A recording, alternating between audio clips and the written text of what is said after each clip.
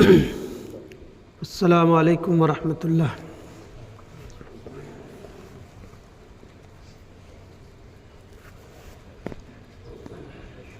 حاضرین جمعہ،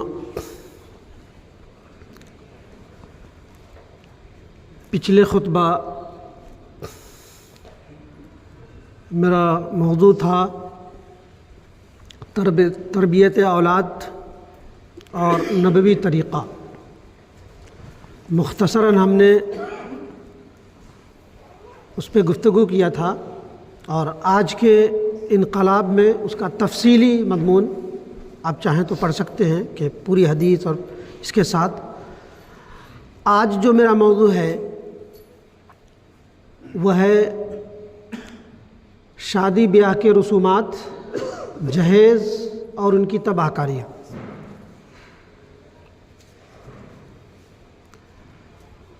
حاضرین،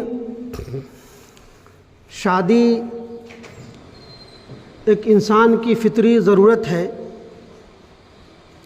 اور انسانیت کا کاروبار چلتا رہے اس کے لیے لازمی اور جزو لا ینفک ہے۔ پاک دامنی، عفت اور شادمانی کے لیے شادی بے حد ضروری ہے۔ یہ بات اور ہے کہ آج جہاں ہمارا سماج، یورپ کا تو چھوڑ ہی دیجیے، وہاں تو اب شادی کا رواج ہی ختم ہو رہا ہے۔ وہاں تو بڑے بڑے ٹاپ کے پوزیشن کے کہتے ہیں کہ اب ہمیں افتخار ہے کہ ہمارے فخر ہے کہ ہمارے جو نوجوان ہیں وہ ان کے باپ کا کوئی پتہ نہیں۔ وہ وہاں کا چھوڑ دیجیے، اپنا سماج، مشرقی سماج بھی جہاں بہت زیادہ بے راہ روی اور بے ضابطگی کا شکار ہے دوسری تمام چیزوں میں، وہیں شادی میں بھی بالکل بے ضابطگی کا شکار ہے۔ یہ رونا اپنی جگہ کہ سب سے غریب، سب سے مظلوم، سب سے بے بس قوم مسلم ہے ہندوستان میں، لیکن اگر ان کی شہنشاہیت دیکھنی ہے، ان کی بادشاہی دیکھنی ہے، تو ان کے شادی کے منت میں چلے جائیے، ان کے شادی کے حالوں میں چلے جائیے، پتہ چلے گا کہ یہ کتنی شاہانہ زندگی جی رہے ہیں۔ حاضرین، شادی جیسا کہ بتایا گیا کہ کتنی ضروری شے ہے،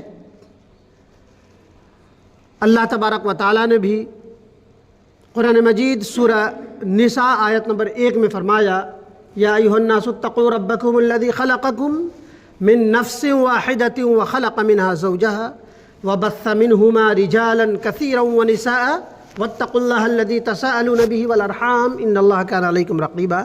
اے لوگو، ہم نے تم سب کو ایک مرد حضرت آدم سے پیدا کیا، اور اسی سے اس کی بیوی کو پیدا کر کے بہت سے مرد اور عورتیں پھیلا دیں۔ اس رب سے ڈرو جس کے نام سے رشتے ناتے مانگتے ہو، اور رشتے ناتے توڑنے سے بچو۔ یاد رکھو اللہ تعالیٰ تم پر نگہبان ہے۔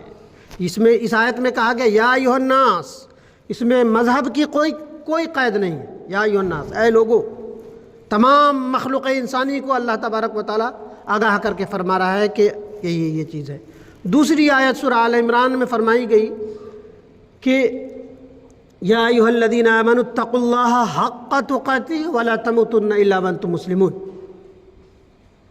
اے لوگو جو ایمان لائے ہو، اب آیا کہ اے لوگو جو ایمان لائے ہو، اپنے رب سے ڈرو، اپنے خالق کا، اپنے مالک کا، اپنے پروردگار کا لحاظ رکھو، اور اتنا ڈرو جتنا ڈرنے کا حق ہے۔ دیکھو مرتے دم تک مسلمان ہی رہنا۔ تیسری آیت سورہ احزاب میں فرمایا گیا یا ایھا الذین آمنوا اتقوا اللہ وقولوا قولا سدیدا یصلح لکم اعمالکم ویغفر لکم ذنوبکم ومن یطع اللہ ورسولہ فقد فاز فوزا عظیما۔ کہ اے لوگو جو ایمان لائے ہو، اپنے رب سے ڈرو، سیدھی سیدھی اور سچی سچی باتیں کیا کرو، بالکل سیدھی سیدھی سچی سچی باتیں کیا کرو، یعنی وہی بات منہ سے نکالو، زبان سے نکالو جو تمہارے دلوں میں ہے۔ دل اور زبان کا آپس میں تال میل ہو، ایسا نہیں دل میں کچھ اور ہو، زبان پہ کچھ اور ہو. سیدھی سیدھی باتیں کرو گے تو اللہ تبارک و تعالیٰ تمہاری اصلاح کرے گا، تمہارے کام سنوار دے گا. تم مرو گے تو تمہاری مغفرت کرے گا. اور جس نے ایسا کر لیا حقیقی معنوں میں وہی صحیح مراد پالی، صحیح مراد پالی. حاضرین، مذہب اسلام جہاں ہر چیز کی رہنمائی کرتا ہے، وہاں شادی بیاہ کے تعلق سے بھی بہت واضح ترین رہنمائی کرتا ہے. نکاح کی جیسے کہ پتہ ہے کہ نکاح کی تعریف یہ ہے کہ نکاح ایک ایسا عقد و معاہدہ ہے، ایگریمنٹ ہے، جس کے ذریعہ ایک مرد ایک عورت پر حلال کی جاتی ہے. اس کا حکم قرآن سے ہے، فَانكِحُوا مَا طَابَ لَكُم مِّنَ النِّسَاءِ، کہ پس ان عورتوں سے شادی کرو جسے تم پسند کرتے ہو. اور اس کی حکمت ہے نسل انسانی کی بقا، نسل انسانی کی بقا، جیسا کہ ہم نے تمہید میں کہا کہ تاکہ انسانیت کا کاروبار چلتا رہے. نسل انسانی کی بقا سمجھنا ہے تو وہ ٹھنڈے ملک اور وہاں جہاں لوگ شادی سے بھاگ رہے ہیں، جہاں کی آبادی گھٹ رہی ہے، ان سے پوچھئے کہ نسل انسانی کی بقا کیا ہوتی ہے. الفت و محبت میں وسعت، پاکدانی اور عفت اور شادمانی میں بڑھوتری، اور حقوق زوجین کا جو حقوق ہے اور رائٹس ہے اس کا تعین، اور جو اولادیں پیدا ہو ان کی تعلیم و تربیت میں ایک دوسرے کا تعاون، یہ شادی کا ہے. حاضرین، اللہ تبارک و تعالی، اللہ کے نبی صلی اللہ علیہ وسلم نے جیسا کہ فرما دیا، یا معشر الشباب من استطاع منکم الباءۃ فلیتزوج فإنہ اغض للبصر واحسن للفرج فإنہ لہ وجاء. اے نوجوانوں کی جماعت، تم میں سے جو کوئی شادی کی طاقت رکھتا ہے اسے چاہیے کہ شادی کرے. ایسا کرو گے تو تمہارے جو جائز خواہشات ہیں اس کی تکمیل ہوگی. اور اگر کوئی کسی وجہ سے شادی نہیں کر پاتا تو کہا گیا تم روزے رکھو. ایسا کرو گے تو تمہارے جو نفس لوامہ ہے تمہارے اپنے قابو میں ہوں گے، یعنی روزے رکھنے کا حکم ہے. ان احادیث سے یہ بھی پتہ چلا کہ فطری جذبات کی تسکین، خواہشات کی تسکین عین اسلامی کام ہے، لیکن مذہب اسلام میں نکاح کے بغیر کسی بھی طرح کا غیر قانونی رشتہ، اللیگل رشتہ، ناقابل معافی جرم ہے، جسے زنا کہا جاتا ہے، اور جس کی کوئی سزا، کوئی معافی نہیں، اس کی سزا ہے یا توبۃ النصوح ہے. تو یہ قضیہ اس سے بند نہیں ہو کہ بس شادی ہی ایک واحد ذریعہ ہے جس کے ذریعہ آپ کے خواہش کی تکمیل ہو سکتی ہے. حاضرین، شادی کے جو شادی میں کیا چیزیں، 3 چیزیں واضح طور پر ہے کہ لڑکی پسند آ گئی نکاح کرو. بیٹے والے کو بس 1 دن کا معاملہ، بیٹے والے کو 2 دن، اگلے دن تم ولیمہ کرو. ہاں، اور اب اپنی حیثیت دکھانی ہے وہاں دکھاؤ، اور اس میں بھی غریبوں کو شامل رکھو. اور اس کے علاوہ دوسری تمام چیزیں اپنے مال کو حرام طریقے سے خرچ کرنے کا ایک ذریعہ. بس نبی رحمت صلی اللہ علیہ وسلم نے شادی کے تعلق سے کہا کہ اس کو اتنا آسان کر دو، اتنا آسان کر دو کہ زنا مشکل ہو جائے. اور ایسا بھی نہ کرو کہ اتنا مشکل ہو جائے کہ تمہارا دروازہ ایک ہی ہو جو چور دروازہ ہو. اس کو بند کرنے کا حکم دیا. کہا گیا کہ 3 چیزیں ہیں، اس کے علاوہ جو بھی چیزیں ہیں وہ حرام طریقہ پر اپنے رزق حلال کو خرچ کرنے کا ایک ذریعہ ہے، جس میں مہندی ہوا، تیل ہوا، ہلدی ہوا، اور نہ جانے گاجے باجے، اور اب تب اس دور کی بات ہے پروفیشنل گانے والے، پروفیشنل ڈانسر، یہ وہ، اب تباہ کاریہ کی ایک عجیب منزل تک پہنچ چکا ہے معاملہ. تو نبی اکرم صلی اللہ علیہ وسلم نے فرمایا قوا انفسکم واہلیکم نارا، قوا انفسکم وَعَلَيْكُمْ نَارٌ، اے لوگو، سورہ تحریم کی آیت نمبر 6 ہے، اے لوگو تم اپنے آپ کو اور اپنے اہل و عیال کو جہنم کی آگ سے بچاؤ جس کا ایندھن پتھر اور انسان ہوں گے۔ کلکم راعٍ وکلکم مسئول عن الرعیہ، کہ دیکھو ہر مرد اپنے گھر کا حاکم اور نگراں ہے، اس کی رعیت کے بغیر جنت میں جانے کا کوئی حق ہی نہیں ہے۔ اس کی رعیت کے بارے میں جب تک پوچھ نہ لیا جائے جنت کا دروازہ اس کے لیے بند ہے۔ آپ کی نماز آپ کو جنت میں نہیں لے جا سکتی جب تک کہ آپ کی اولاد کے بارے میں، آپ کی بیویوں کے بارے میں، آپ کے گھر کے ماحول کے بارے میں، جو آپ کے ماتحت ہے ان کے بارے میں پوچھ نہ لیا جائے، آپ کا روزے، نماز، حج اور زکوٰۃ آپ کو جنت میں نہیں لے جا سکتا، اس کا راستہ سوائے جہنم کے۔ حاضرین، جہاں بہت ساری لایعنی باتیں مذہب اسلام میں مسلمانوں میں شامل ہو گئی ہیں، وہیں ایک بہت بڑی تباہ کاری جہیز ہے۔ جہیز، بارات بھی وہ اس جہیز کی ایک شکل ہے۔ ہم کچھ نہیں لے رہے ہیں، لیکن ہمارے باراتی جو ہیں ان کو ذرا ٹھیک ٹھاک سے لیوش پارٹی کر دیجیے گا، یہ بھی ایک جہیز ہے۔ جہیز جیسے سود کا پیسہ حرام، جہیز اور بارات کا کہا جائے کہ وہ بھی بارات کا کھانا جو کھاتے ہیں وہ محل نظر ہے کہ آیا وہ آپ کے لیے جائز ہے بھی یا نہیں۔ بہت فقہا نے اس کو حرام قرار دیا ہے کہ نبی اکرم صلی اللہ علیہ وسلم سے ثابت جو چیزیں نبی اکرم صلی اللہ علیہ وسلم سے ثابت ہے، عدو علیہا بالنواجس، جو چیزیں مجھ سے، میری کتاب سے، شریعت اسلامی سے ثابت ہے اسے پکڑ لو، اور جو چیزیں نہیں ہیں اسے چھوڑ دو۔ ہر والدین اپنے دل پہ ہاتھ کر رکھ کے یہ سوچیں کہ بیٹی 18 سے 25 سال تک پال پوش کر، تربیت کر آپ کے جگر کا ٹکڑا، شادی کا معاملہ ایک فرض کی ادائیگی ہی ہے نا۔ یہ تھوڑے ہے کوئی باپ اپنی بیٹی کو رخصتی کرتے والا، بہت کہا جائے کہ وہ بہت کٹھور باپ ہی ہوگا جس کی آنکھوں سے آنسو نہ آ جائے، تو وہ شادی کا پل ایک باپ کے لیے بہت جذباتی دل ہوتا ہے۔ آپ اس کے گھر جا رہے ہیں گاجے باجے کے ساتھ، اور آپ کے لیے مرغ پلاؤ کا بھی انتظام کریں اور یہ کریں، یہ بات سمجھنے کی نہیں ہے۔ یہ بات برادران وطن کے لیے ہے۔ ان کے یہاں ایک کثیر بہت بعد کی مدت تک ان کے یہاں وراثت میں کوئی معاملہ نہیں تھا۔ جہیز، دان دے کر کے، دہیج دے کر کے رخصت کر دیتے تھے۔ کل تو وراثت میں اور ان کے حق ہے نہیں تو دے دیتے تھے۔ مذہب اسلام نے تو پراپر قرآن میں یوصیکم اللہ فی اولادکم للذکر مثل حظ الانثیین، کہ آپ ان کو وراثت میں جیسے بیٹے کو دیتے اس کو بیٹی کا حق جو ہے اس کو دو، اور نہیں دیتے تو وہ بھائی یا جو اس کے وارثین جو بہنوں کا جو حق مارتے ہیں وہ حرام لقمہ انڈلتے ہیں۔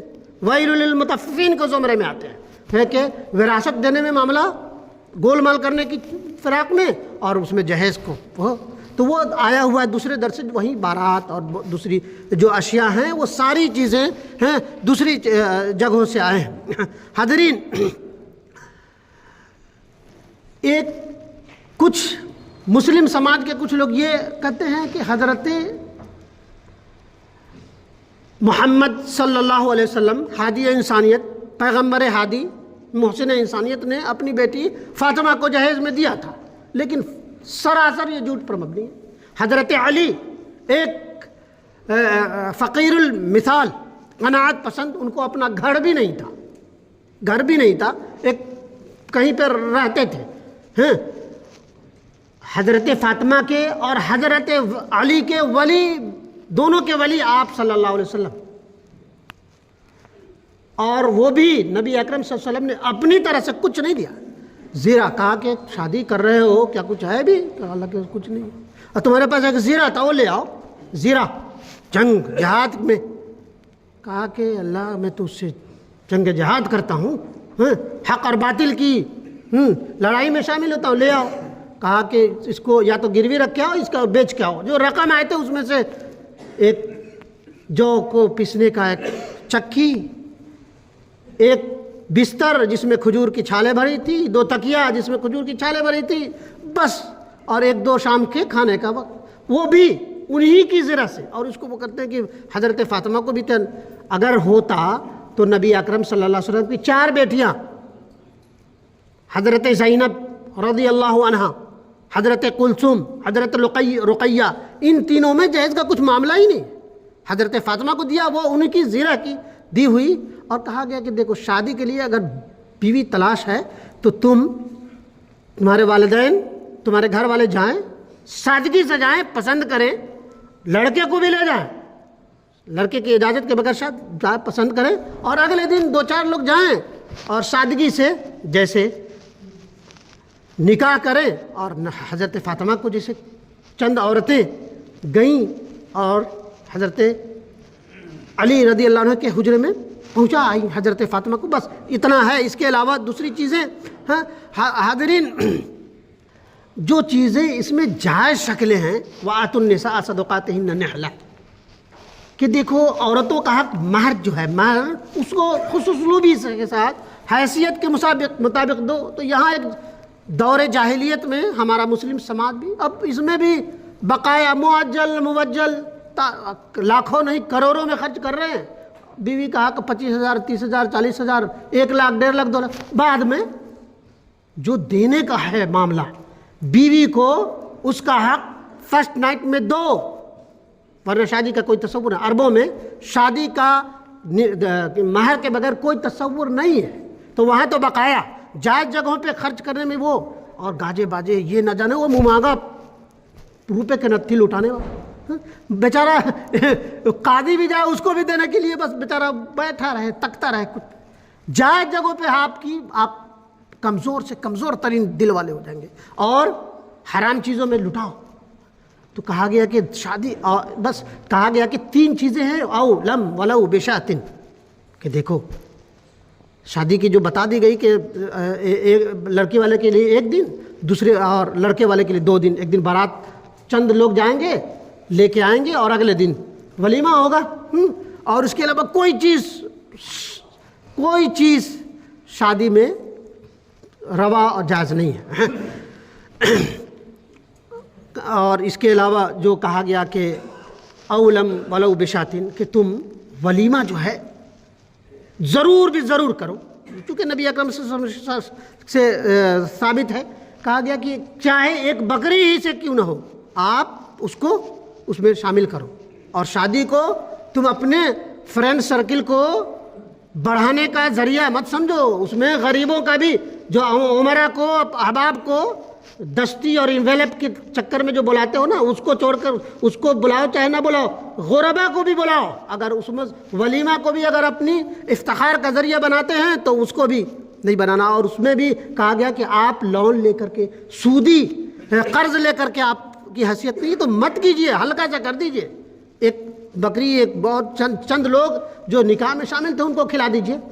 تو یہ دیکھیے کہ شادی کو نبی اکرم صلی اللہ علیہ وسلم نے کتنا آسان بنایا تھا، اور ہم نے کتنا اس کو وبال جان بنا لیا، اور تباہی کا ایک اہم ترین ذریعہ۔ یہاں وقت اجازت نہیں دیتا کہ بہت ساری اور جو مثالیں ہیں، کہا جائے کہ شادی کے جو رسومات ہیں ان میں سے چند چیزیں چھوڑ دی جائیں تو 4 بچوں کی، غریب بچوں کی شادی ہو سکتی ہے۔ آپ ایک تیل کو لے لیجیے، ہلدی کو لے لیجیے، منگنی کو، ان میں سے آپ تہیہ تو کریے کہ 1 کو ہم اپنے اوپر حرام کر لیں گے۔ آپ 1 سے 4 کی شادی کر سکتے ہیں۔ 3 اگر رواج تیل، مہندی اور ہلدی چھوڑ دیں گے تو 12 بچوں کی شادی غریب کی کر سکتے ہیں۔ وہاں آپ کا دل کمزور ہو جائے گا۔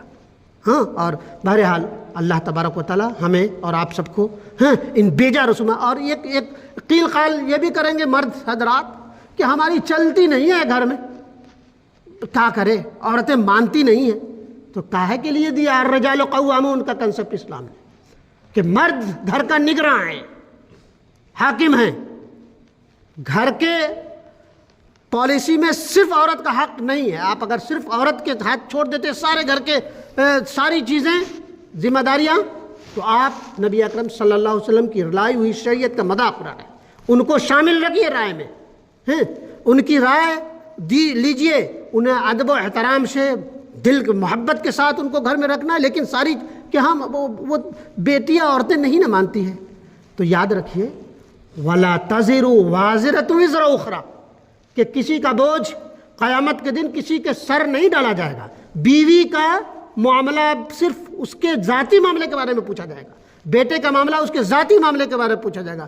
آپ گھر کے قوام اور نگراں ہیں تو کہا گیا کلکم راعٍ وکلکم مسئول عن الرعیہ، کہ اس وقت تک کہ جب تک کہ بیوی کے بارے میں، جب تک کہ اولاد کے بارے میں نہ پوچھ لیا جائے آپ کے لیے جنت کے دروازے بند ہیں. بہرحال اللہ تبارک و تعالی ہمیں اور آپ سب کو یہ ان ٹوٹی پھوٹے الفاظ کو اور نبی اکرم صلی اللہ علیہ وسلم کے فرمودات پر کما حق عمل کرنے کی توفیق عطا فرمائے. اور بیچارگی جو ہے کہ ہمیں دو وقت کی کا کھانا تو ہی میں کھاتا ہوں کما کے لا کے بھی، تو یہ بات بھی یہ ذمہ داری آپ کی ہے. اگر جہنم سے بچانا ہے تو آپ کو گھر کا نگراں بن کر کے فیصلہ آپ کو لینا ہے. بہرحال اللہ تبارک و تعالی ہمیں کہنے اور سننے سے زیادہ عمل کی توفیق دے. آمین یا رب العالمین.